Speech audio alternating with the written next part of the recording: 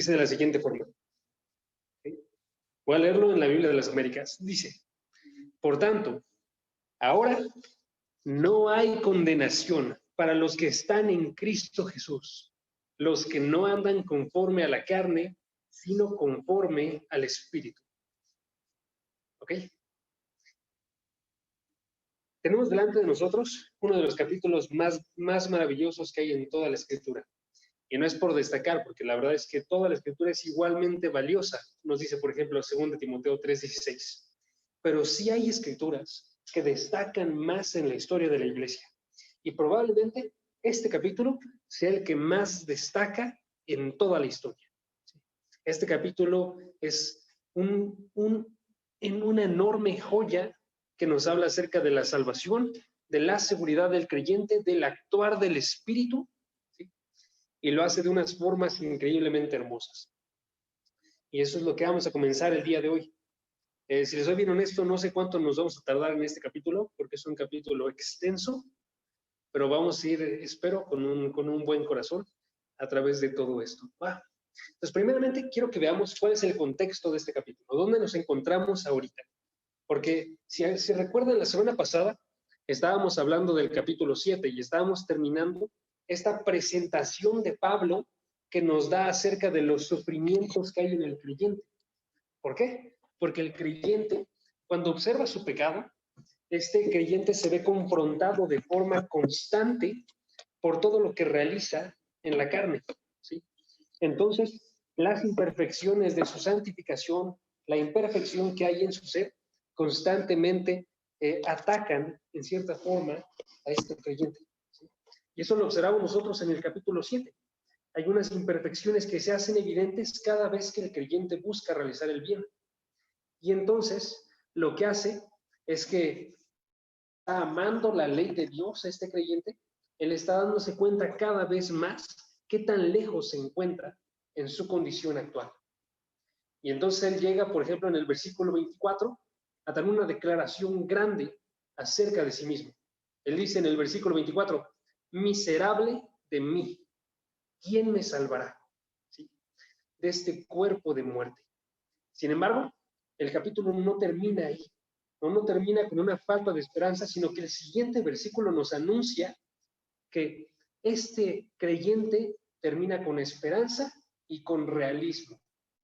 Está consciente el creyente de su pecado, pero termina con una esperanza grande que dice el versículo 25, es gracias a Dios por Jesucristo, Señor nuestro. Continúa el versículo, así que yo mismo, por un lado con la mente, sirvo a la ley de Dios, pero por el otro, con la carne, a la ley del pecado. Está diciendo el creyente, básicamente, admito la imperfección que hay en mí, admito que el pecado residual que queda sigue sirviendo a la maldad, pero también estoy consciente de que sirvo con la mente a Dios, con mi mente que es mi espíritu, y agradezco, porque todo eso es gracias a Jesucristo. Gracias a Dios, porque a través de Jesucristo se consigue una salvación. Y entonces, amigos, es donde aparece este por tanto del capítulo 8, versículo 1. Por tanto, dice el versículo 8:1, por tanto, nos está diciendo, aunque en el piadoso aún permanece el pecado, aún así, no hay condenación para los que están en Cristo Jesús. ¿Sí? Ese es el contexto. Entonces, este capítulo básicamente está diciéndonos, aun cuando hay ese pecado residual, aún así no hay condenación. El creyente puede agarrar esta declaración como un alivio para él, porque delante de la condenación de Satanás, del mundo, de sí mismo, de Dios, por su pecado, aún así se nos garantiza no hay ninguna condenación verdadera. ¿Sí? Entonces vemos nosotros que aún con el pecado, el creyente no debe de actuar como si estuviera en perdición, sino como en salvación. ¿Ok? Ese es el contexto. Entonces, el día de hoy, amigos, vamos a observar un regalo enorme que se nos provee a través de Jesucristo, que se nos dice en el versículo 1, es que no hay condenación. Vamos a observar también después quién tiene el regalo. Chequen el versículo 1. Para los que están en Cristo Jesús, ¿sí? ¿Y cuándo tiene el regalo? Versículo 1, por tanto, ahora. Ahora noten, nada más antes de que nos movamos, noten que no leí la parte final del versículo. La segunda parte del versículo, cuando dice, los que no andan conforme a la carne, sino conforme al Espíritu, eso fue un aditivo, un agregado que surgió después. No se encuentra en los manuscritos más antiguos. La ciencia de la interpretación textual nos dice que no se encuentra en los manuscritos originales. Entonces, no lo vamos a exponer. Pero no se preocupen, porque este versículo, esta segunda parte del versículo, sí es una realidad bíblica. Y aparece, si ustedes bajan un par de versículos, en el versículo 4. Chequen el versículo 4. Versículo 4. Para que el requisito de la ley se cumpliera en nosotros, ahí dice que no andamos conforme a la carne, sino conforme al Espíritu. ¿Ok? Entonces vamos a exponer esa realidad cuando lleguemos al versículo 4. Pero por ahorita solo vamos a ver estas tres cosas. Primera cosa, un regalo. No hay condenación. Segunda cosa, ¿quién tiene el regalo?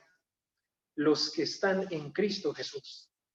Y tercera cosa, ¿cuándo tiene el regalo? Ahora. ¿Sí? Vamos a comenzar entonces con el regalo. ¿Va? El regalo. Noten otra vez el versículo, lo voy a leer.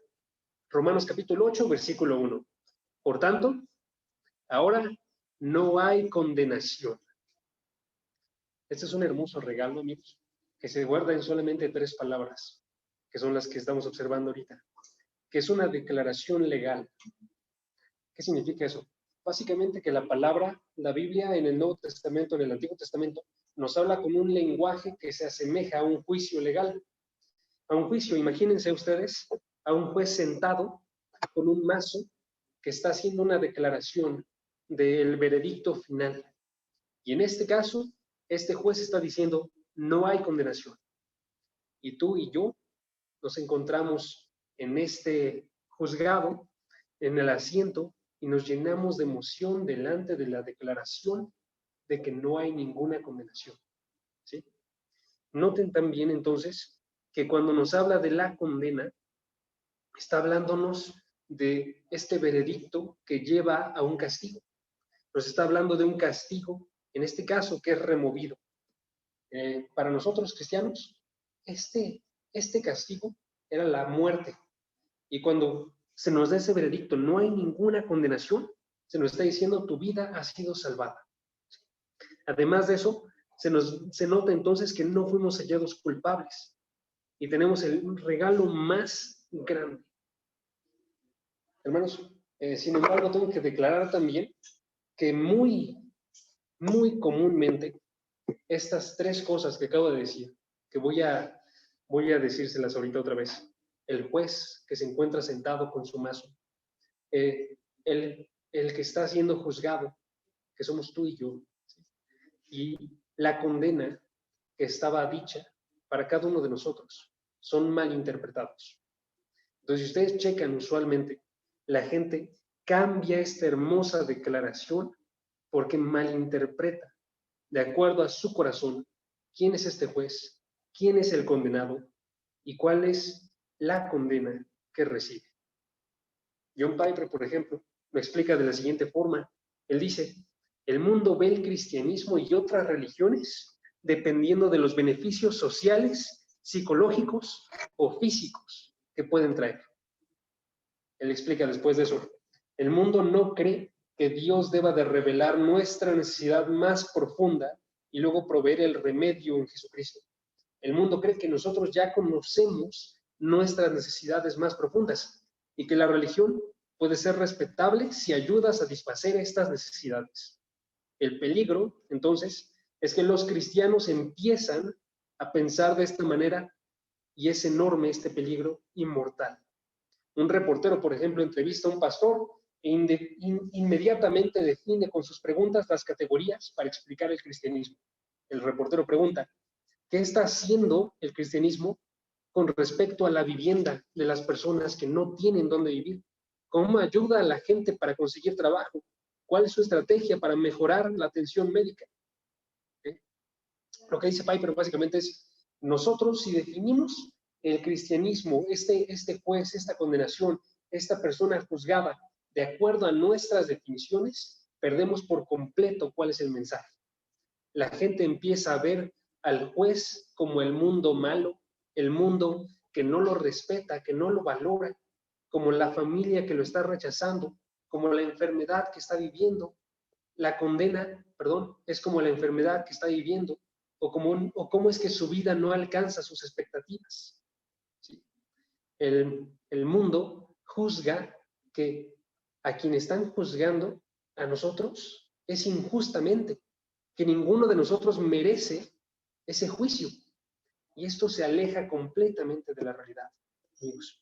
Esto se aleja porque para muchos, aunque luce este como un gran evangelio, yo voy a ser rescatado porque estoy viviendo injustamente así, y voy a ser rescatado de estas malas expectativas de vida. Cuando, aunque luce eso como un gran evangelio para muchos, es solamente una ilusión. ¿Sí? Tenemos que clarificar nosotros cuál es el juez. ¿Quién es este juez que tiene derecho sobre nuestras vidas? Tenemos que clarificar nosotros quién está, en este caso, sentado y siendo juzgado y por qué. Y en qué consiste la condena en la que me encuentro. Entonces tenemos que ver tres cosas y vamos a observar estas tres cosas el día de hoy. Vamos a observar nosotros quién es el juez, cuál es la condena, quién es el juez, cuál es la condena y cuál es mi lugar en este juicio. ¿Sí? El juez, la condena y mi lugar en este juicio. Ya sé, amigos, que ya dije tres cosas hace rato y que probablemente ya las anotaron. Pero por cuestiones de tiempo, el primer punto es lo que vamos a observar el día de hoy, lo del regalo. ¿Sí? El regalo, y el regalo lo estoy dividiendo en tres partes, que son estas. Tenemos que observar el juez, cuál es la condena y cuál es mi lugar en este juicio. ¿Ok? Entonces consideremos primeramente quién es el que juzga. ¿Ok? ¿Quién es el que juzga? ¿Quién es el que dice si hay condenación o no hay condenación? ¿Ok? Y básicamente tenemos en este tribunal, como en todo tribunal, al menos dos jueces. Tenemos el juez de la ley y el juez que es la ley y el juez que es el juez, literalmente. En un tribunal, si tú te colocas, no te pueden condenar nada más porque sí, tienen que hacerlo con una base que diga que algo no es legal. Y en este caso, Dios actúa de la misma forma. Cuando Él juzga a través de la palabra de Dios, que se nos fue entregada. Si ustedes notan, por ejemplo, en Romanos capítulo 3, versículo 9, podemos observar nosotros que la palabra hace un juicio arriba de nosotros. En Romanos 3, 9, por ejemplo, Pablo está concluyendo una sección de su libro, la carta a los romanos, que se dedicó a conseguir este objetivo, juzgar a las personas. Versículo 9. Por tanto, están todos bajo pecado. Es la segunda mitad. Están todos bajo pecado. Esa era la conclusión del capítulo 1 al capítulo 3. Están todos bajo pecado. Como está escrito, versículo 10, y nótese, la escritura es la que está juzgando y diciendo, no hay justo ni aún uno. No hay quien entienda, no hay quien haga el bien, no hay quien busque a Dios. Ya lo demás estoy parafraseando, entonces podría estar en otro orden. No hay quien busque a Dios, ¿sí? No hay ni siquiera uno. Todos se han hecho inútiles. ¿Quién está diciendo eso? La Escritura está diciendo eso. La Escritura está juzgando y está diciendo, todos se encuentran debajo de maldición. Si vamos, por ejemplo, también a Gálatas, capítulo 3, versículo 10, podemos observar otra confesión similar. En Gálatas 3, versículo 10, nos dice que hay una ley, que si nosotros nos encontramos debajo de esa ley, todos nos encontramos condenados, porque no hay ninguno que cumpla esta ley. Gálatas 3:10 dice, porque todos los que son de las obras de la ley están bajo maldición. Eso es, todos los que están sujetos a la ley están bajo maldición, pues escrito está, otra vez, la escritura, se apela a la escritura. Maldito todo el que no permanece en todas las cosas escritas en el libro de la ley para hacerlas. ¿Sí? En las obras que realizamos cada uno de nosotros, nos quedamos cortos porque no cumplimos con la palabra de Dios, menos perfectamente, y por tanto, todos nos encontramos condenados.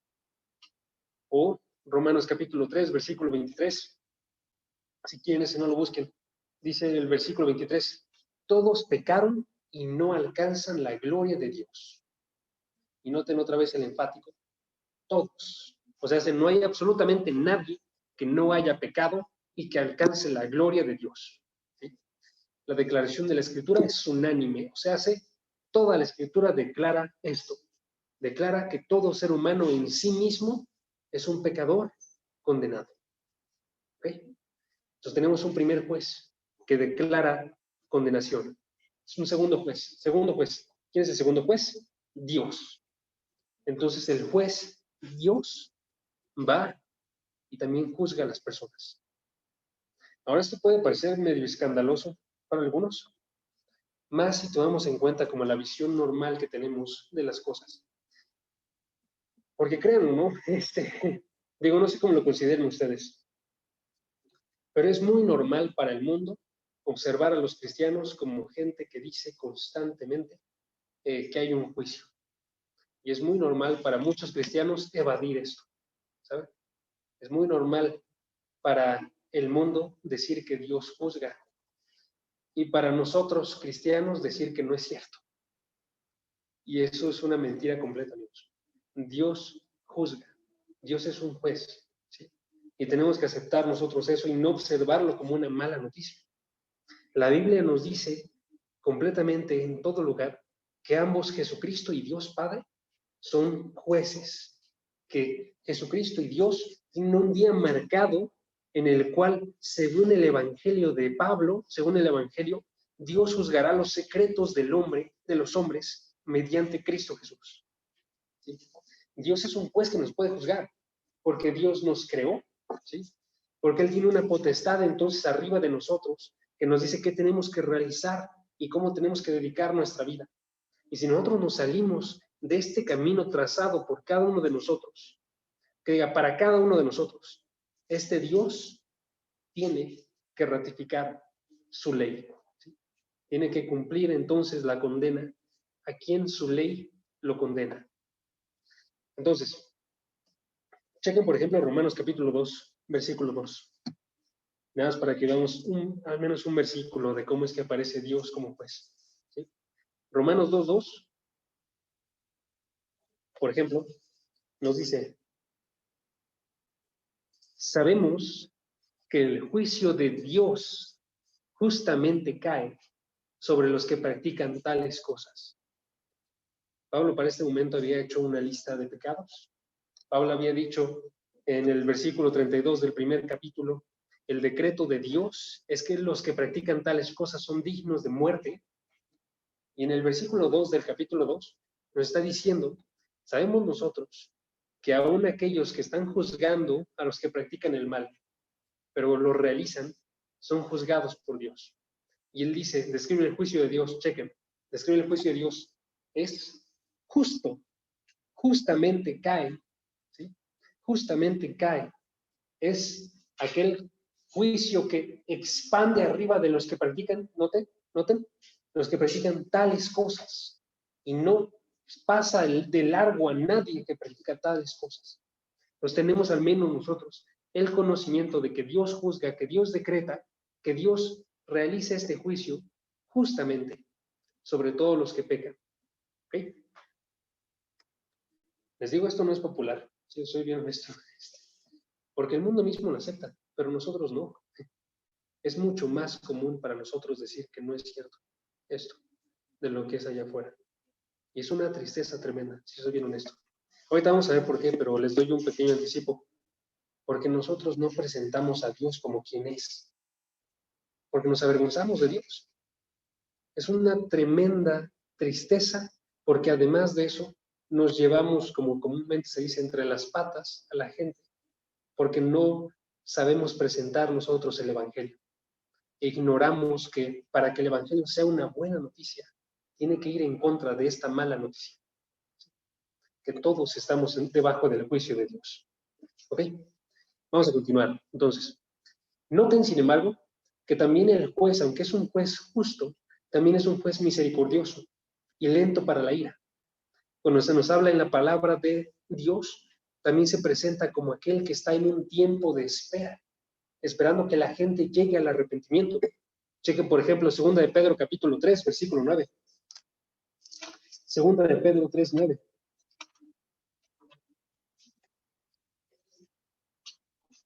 Por si acaso les digo, después de Hebreos, después de Santiago y antes de Juan. ¿Okay?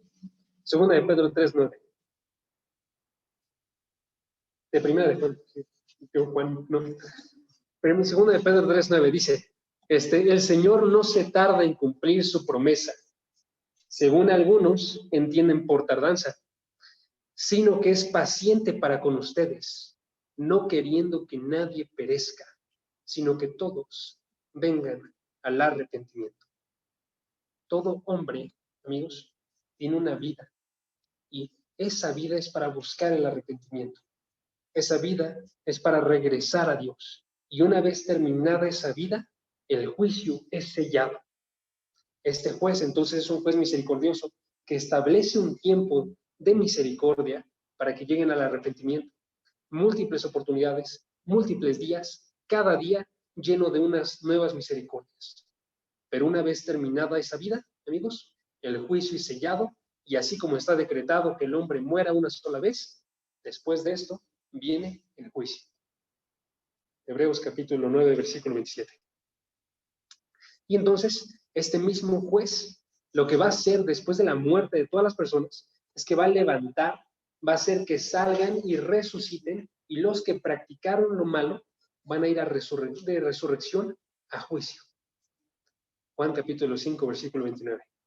Les voy a ser bien honesto, salían tantos versículos allí que muchos les voy a estar diciendo así, nada más leerlo, y luego les digo la cita, porque en serio que son demasiados.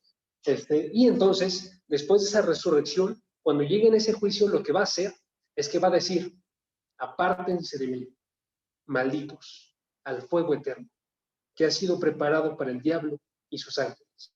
Segunda parte es la condenación, la condena, ¿ok? Vamos a continuar así, Romanos 8.1 y la condena. ¿Qué dice en este caso la palabra acerca de la condena? Ok, básicamente hay dos formas en las cuales somos condenados, cada uno de nosotros, ¿ok? Dos formas. ¿Cuáles son estas dos formas? La primera forma es la pérdida del cielo y la segunda forma es el infierno de Dios, ¿ok? Entonces vamos a observar esas dos. Primeramente, la pérdida del cielo. Noten nada más que cuando estamos hablando acerca de lo que conocemos nosotros como el cielo, que la pérdida del reino era, perdón, con razón, se me hizo raro. Lo que nosotros conocemos como la vida eterna es el reino de Dios que va a ser establecido cuando Él venga. Y es un momento en el cual cada uno de nosotros va a tener un acceso constante, verdadero, auténtico a la presencia de Dios. Un acceso más grande del que ya tenemos, que es cierto que ya lo tenemos. Vamos a poder accesar nosotros al amor de Dios, vamos a estar en su presencia, vamos a tener la oportunidad de verle y vamos a estar nosotros siendo como Él es. Checamos, por ejemplo, 1 de Juan capítulo 3, versículo 2, que no vamos a leer, pero 1 de Juan 3, 2, se nos menciona que cuando aparezca Jesucristo, nosotros vamos a ser como es Él y le vamos a observar tal y como es. Vamos a estar viendo cara a cara, por ejemplo, dice 1 Corintios 13. Entonces, cuando estamos hablando de la condenación, estamos hablando de perder esta herencia de una vida eterna junto a Dios. Perder la herencia del mundo entero que fue prometida a los hijos de Dios y perder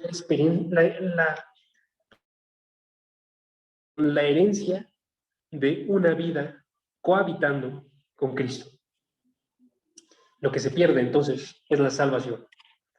En la segunda parte, sin embargo, tenemos que observar que no se queda ahí, sino que lo segundo que sucede es que, ahora si chequen 1 Tesalonicenses 5, versículo 9, es que hay una contraparte a esto.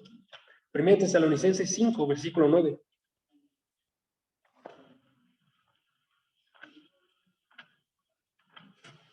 1 Tesalonicenses 5, 9 nos dice, por ejemplo, nada más antes de que lo lean, noten el contraste entre las dos cosas, lo que reciben los salvos y lo que no reciben los salvos. ¿Ok? Noten el contraste, porque hay dos cosas, una que no reciben, una que sí reciben. Dice el versículo 9, porque no nos ha destinado Dios para ira, sino para obtener la salvación por medio de nuestro Señor Jesucristo. ¿Notan? Hay dos cosas ahí. Está diciendo, no fuimos destinados, salvos, para ira, sino para salvación. Entonces, del otro lado de la moneda, que tiene la salvación de Dios, el reino, la presencia, la similitud a Dios, se encuentra la ira de Dios. ¿Sí? La perdición se conoce en la palabra como la ira de Dios. Y solamente existen estos dos caminos, ya sea que vaya el creyente para salvación y perdiendo la condenación, o el no creyente a perder la salvación y va en el camino que se llama la ira de Dios. ¿Okay?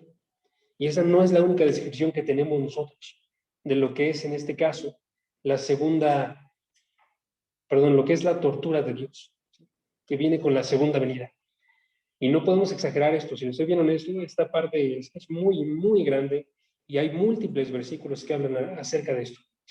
Por ahorita nada más voy a decirles 1, 2, 3, 4, 5, 6, 7 versículos, es que no los conté, pero 7 versículos. Por ejemplo, se nos describe esta ira de Dios como tinieblas en Mateo capítulo 8, versículo 12.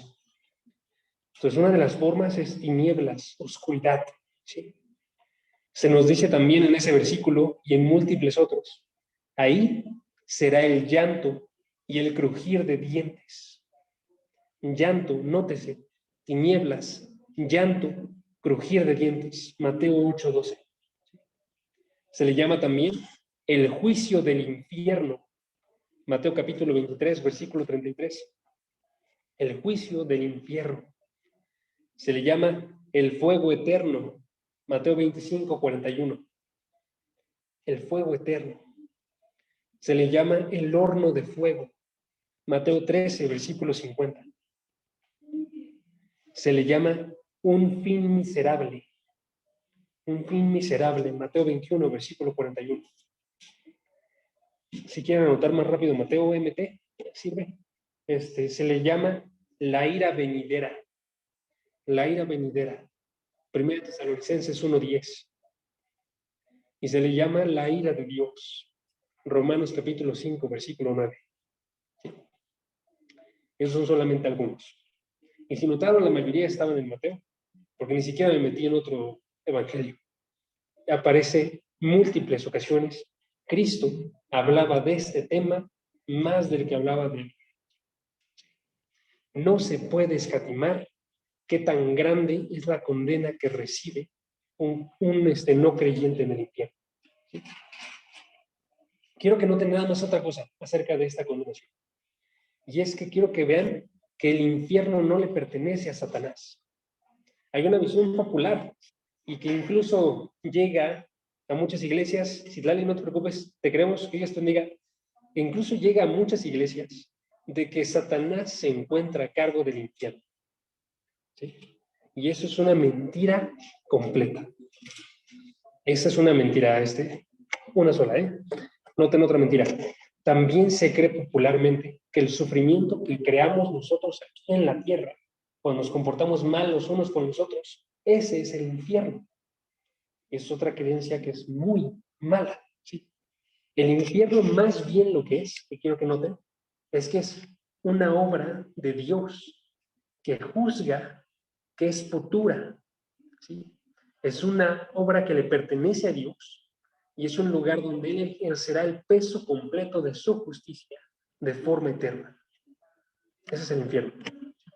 La forma en la que lo describe, por ejemplo, Thomas Manton, él dice, hablando de cómo es que deberíamos de reaccionar nosotros delante de la realidad del infierno, él dice, estas son palabras que deberían cortar hasta el corazón del pecador, y cortarían si es que tuviera algún sentimiento de su condenación.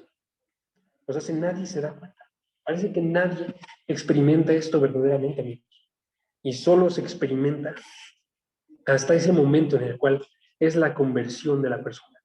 Cuando se le está predicando la palabra, cuando se le está anunciando el peso verdadero y lo acepta, está un paso, en el primer paso de su conversión. ¿Sí? También John Bunyan habla de eso. Cuando está hablando en su libro El progreso del peregrino, y comienza su primer capítulo con esta persona que está cargada, con esta persona que se encuentra con este peso de la condenación que tiene.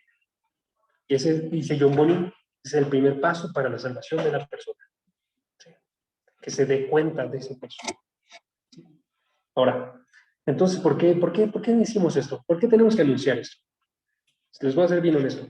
Porque muchos escuchando este tipo de palabras, y digo, yo hablo bien ligero, si les soy honesto, pero usualmente si los escucharan de una persona que habla fuertemente y que intento, no va a ser también mentiroso, si me gustaría, pero usualmente lo escuchamos nosotros como una llamada para asustar a la gente. Y eso no es lo que es. Cuando se anuncia el infierno verdadero, lo que se hace es que se está anunciando la realidad. Se está anunciando la realidad para que la gente esté consciente de la condenación que viene. Porque si no están conscientes el día de hoy, van a estarlo cuando se encuentren frente al trono de Dios. Y es mucho mejor que estén conscientes en este momento, a que estén conscientes en el futuro. ¿Sí? Por eso lo anunciamos nosotros, por misericordia. Y lo anunciamos claramente y tenemos que anunciarlo claramente, porque existen muchas condenaciones que atraen la mirada de cada ser humano. Si notan nuestro versículo otra vez, Romanos 8:1, nótese cómo es que hablan de esta condenación. Dice el versículo 1, por tanto, ahora no hay condenación. ¿Sí? Otra forma de decir eso es, no hay condenación alguna. Hay muchas condenaciones, amigos. Hay condenaciones que miran los hombres que sí aceptan. Por ejemplo, la sociedad condena. La sociedad condena a la gente por sus comportamientos, por sus acciones, por sus palabras, y la gente sabe eso. Le llaman, por ejemplo, la cultura de cancelación. Es una condenación. ¿Sí? Hay condenación porque alguien no se conforme al comportamiento de la sociedad. Hay condenación porque actúen con acciones y palabras que no se adecúen a la visión del mundo que tiene la sociedad. La ley del país, de cada país, condena también a las personas por los crímenes. La escuela condena la impuntualidad, condena las fallas en un examen. La familia condena a algún novio o novia que no sea según sus estándares. La familia condena cuando alguien no lava los trastes. La familia condena cuando alguien está fallando en la escuela. ¿Sí? El cuerpo condena también. Nuestro cuerpo nos condena cuando lo maltratamos, cuando estamos alimentándolo mal, cuando estamos nosotros haciendo esa falta de ejercicio. La edad, el tiempo nos condena, ¿sí? Con la edad, de modo que cada vez tenemos menos fuerzas. ¿Sí? Las enfermedades nos condenan, nos hacen estar viviendo de una forma que conocemos muchos como subhumana, casi. La misma mente de cada uno nos condena, porque hay una repleta falta de autoestima en todo el mundo. Sin embargo, amigos, ninguna de estas condenaciones que les acabo de nombrar, y lo hice de forma como más grande, para que vieran qué tanto se sienten esas condenaciones, ninguna de esas condenaciones tiene un mayor peso delante de la palabra que la eterna condena de Dios. Usualmente no nos sentimos así, pero ninguna de esas condenaciones que distraen la atención de la verdadera condenación, para muchos, tiene el mismo valor. Ninguna tenemos que buscar evadir más que la realidad de la condenación de Dios. Ok, finalmente, terminemos con un tercer punto. ¿Cuál es el tercero? El tercero es mi lugar en el juzgado. ¿Ok? Y entonces ahí tenemos una pregunta con la que quiero que terminemos.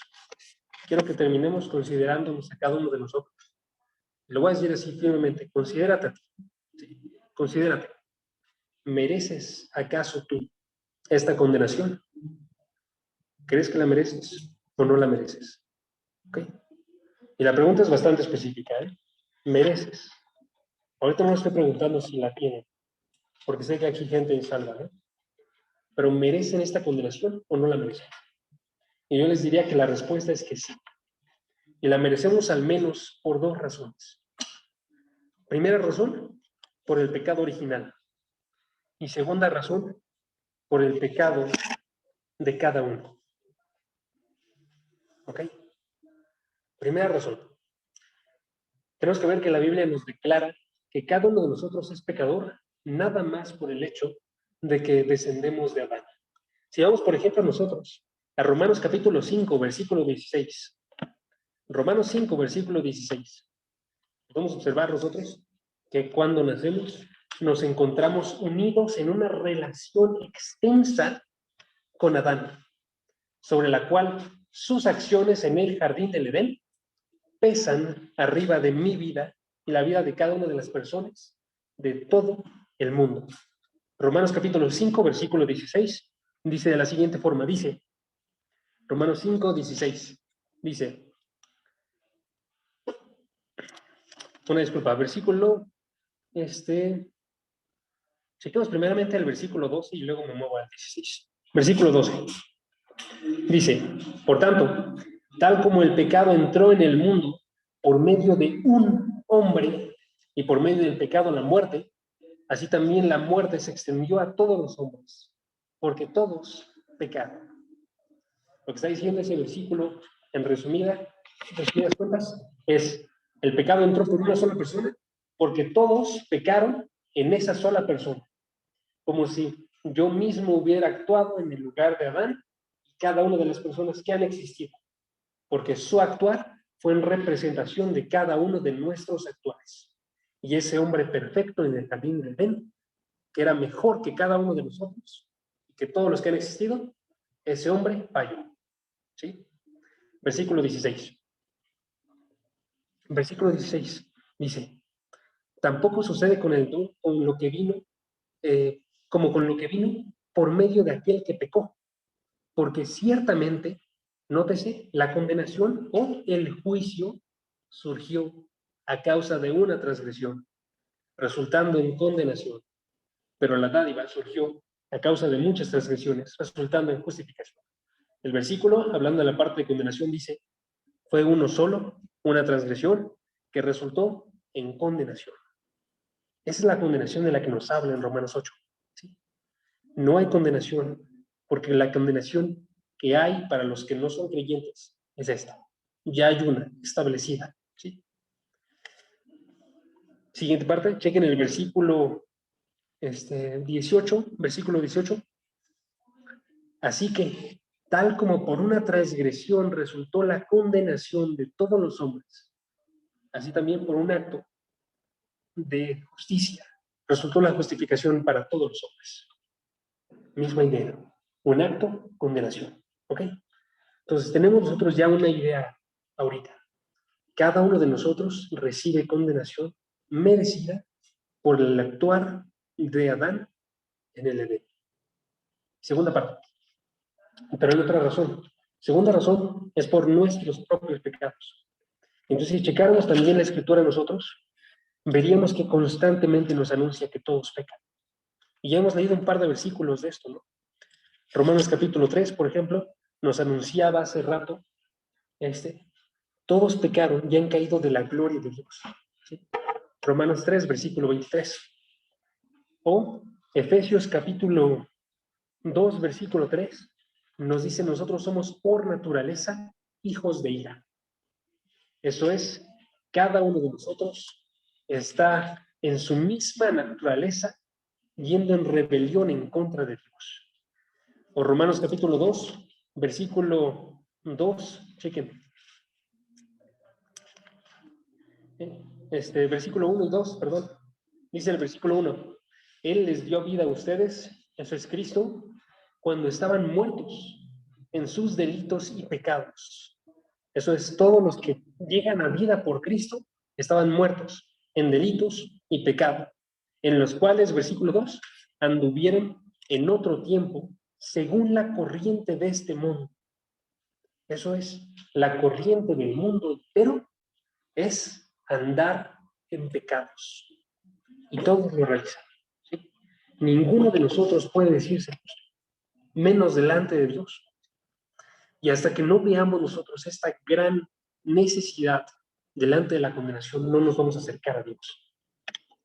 Quiero darles una más razón por la cual tenemos que vernos, en este caso, condenados, aunque sea sin Dios.